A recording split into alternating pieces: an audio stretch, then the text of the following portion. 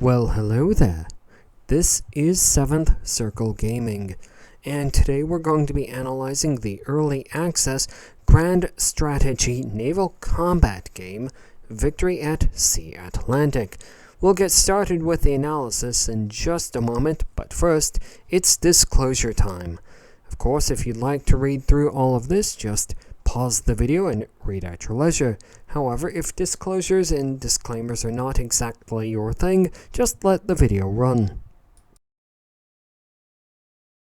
Welcome back to the video. In this first bit of gameplay footage, we're going to start off by looking at the strategic map, and we'll talk about the user interface at this level before we move on to the battle interface.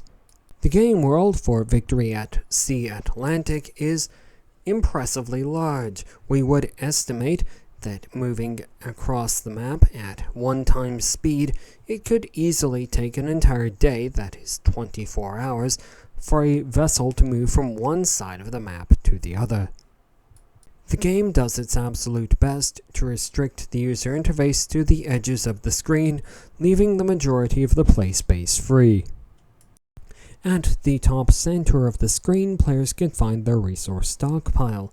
On the right side of the screen, players can find the build menu.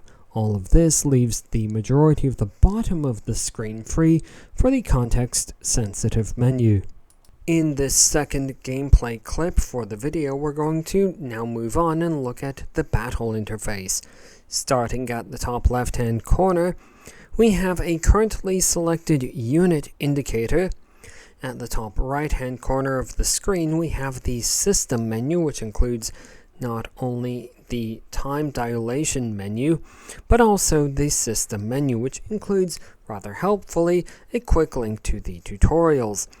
At the bottom right-hand corner of the screen, we have a mini-map, which includes a sort of cone of visibility, or cone of detection indicator. At the bottom center of the screen, we once again find our context-sensitive menu. Of course, what we're looking at here is an aircraft carrier, but this is going to change rather substantially depending on which unit the player has selected. We'll let you enjoy the rest of this gameplay footage uninterrupted, but as we do suggest very highly paying close attention to the user interface.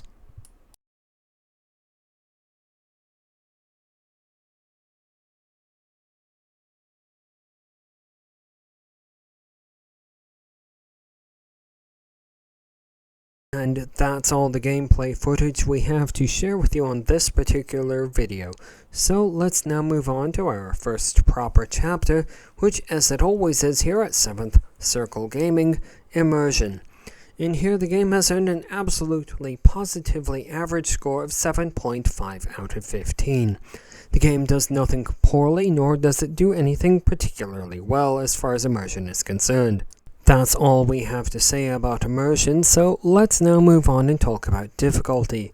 Here, the game has earned a score of 3 out of 15, which is frankly very low, although this is the first time where we have to remind players that this is an early access game, and everything is subject to change.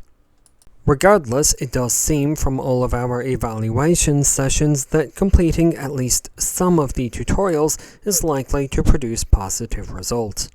In the area of lasting appeal, the game has earned a score of 3 out of 15, which is somewhat on the low side, although it is close to average. The vast majority of that 5 out of 15 is coming from the fact that the game provides players with multiple ways of engaging with the software. Players can, if they so choose, restart the Grand campaign on multiple difficulty levels. They can also engage with a single fleet campaign, create custom battles, or play a particular scenario on any difficulty level they choose. Based on all of our evaluation sessions, we would estimate that with prodigious use of the time dilation feature, that the time commitment for the game is around 30 minutes per session. With all of these scores compiled, let's now find out where Victory at Sea Atlantic stands overall. Overall, the game has earned a score of 5.17 out of 15, which puts the game very neatly in the realm of niche appeal. That's all the objectivity we can manage for this video, so get out your salt and let's get subjective. We'd actually been delaying analyzing this game based on experience with other games in this series, but we were actually pleasantly surprised. This software is absolutely in early access, with some features not functioning as we imagine the developers would intend them to be, and others not completely implemented. In addition to this, there were other visual and gameplay oddities.